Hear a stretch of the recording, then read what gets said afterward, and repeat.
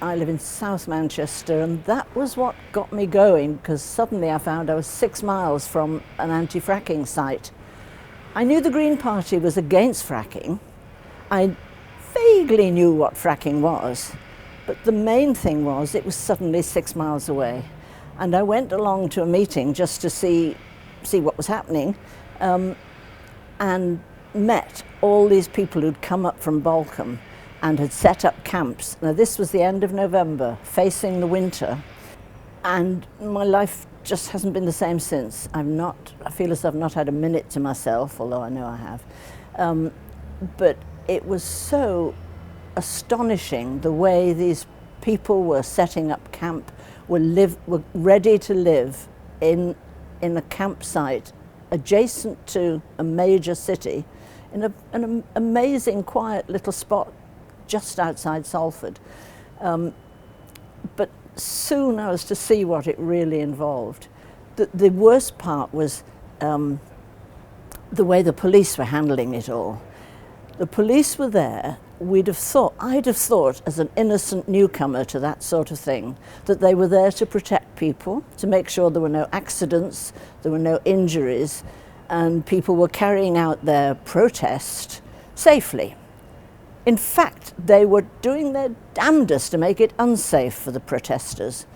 I was holding the hand of a woman who, as it happened, had only one arm. I didn't quite realise that at first, and she was really rather frightened. It was her first demo. It wasn't quite my first demo, but it was my first for the anti-fracking scene.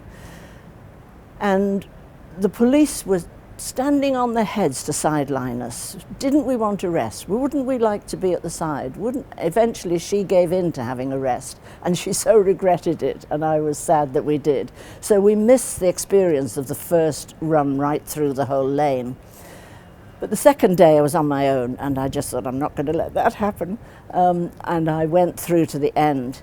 But the way the police were handling it was so extraordinary. I'd no idea they would behave like that. As the lane narrowed, they quickened the pace, they pushed. They were supposed to be just behind us, not touching us. In fact, they had their hands around our waists. Some of the women I found at the end of the walk were really, really distressed. They'd felt violated. They'd actually felt there was a sort of sexual element to the handling. And I realised I'd experienced enough of it to feel it was similar. I was simply angry, so I wasn't hurt by it in the same way, but there were more vulnerable people who were very, very shaken indeed. Many of them had been for a long time down in Barton, but it was summer weather, it was different. But there they were in this winter scene, but they were camping overnight. You know, they were there all the time. They were phenomenally brave.